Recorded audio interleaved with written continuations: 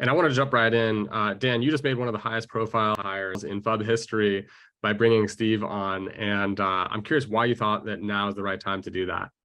I think we just grown a lot over the last few years as a company. We're a little bit over 100 people now, and our marketing team's grown. What we're doing on marketing front has grown. We're doing events now. We've brought on other people, and yeah, I guess as your organization scales, you're kind of looking for these leaders that are going to take the company forward, and you kind of got to take a bit of a bet on who the right person is and when the right time is. I think it's a little bit of like gut feel than like some formula we were looking at.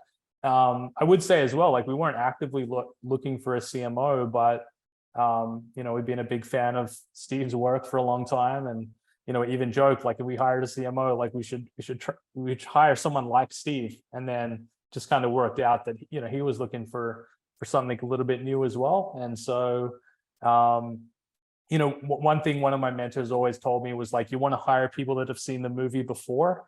And I think that's what we're really looking for. Someone really good on the marketing and sales side that could come on and really help us grow instead of us trying to figure it all out ourselves, because that's just going to take too long and we're not going to do it as good. And we don't have like that focus. So just to your point, when Steve posted on Facebook that he was coming over to follow up us, I think he had like 500 likes on his post or something. I'm like, damn it, my posts only get 5 likes.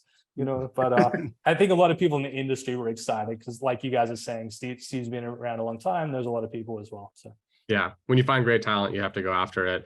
Steve, we'll get into what you have planned at FUB, but I want to talk a little bit at first about your background and specifically how your background has prepared you for this moment with FUB.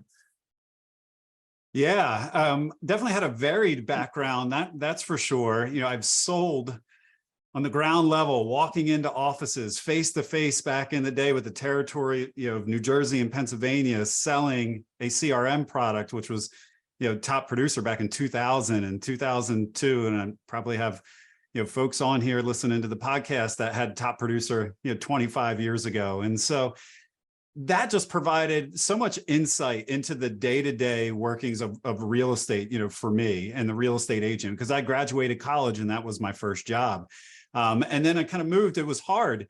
One of the biggest epiphanies I had in my professional career was when it got really hard to sell top producer. When it got really hard to sell top producer in the 2006, 7, 8, time frame or so, I'm like, what am I going to do? How am I going to do this different? And that's when, and I didn't have this name back then, this motto that we have now, which is be of value and abundance will follow. But that was like the start of it. That was the premise. It was like, they don't want me coming into the office to sell them anymore.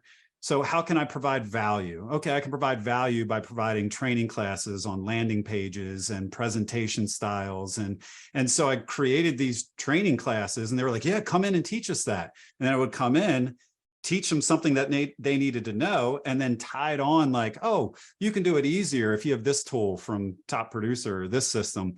And that was the epiphany. And that's when I had that. And everything else I've done since then really stemmed from that be of value and abundance will follow mindset, whether, on stage at realtor.com and training and educating people from what we brought over to BombBomb and how we thought about, training and educating people on human-centered communication, to right here as well, which we'll talk about, what we're bringing forth and how we're going to be of value, I guess, a little bit later on in the conversation.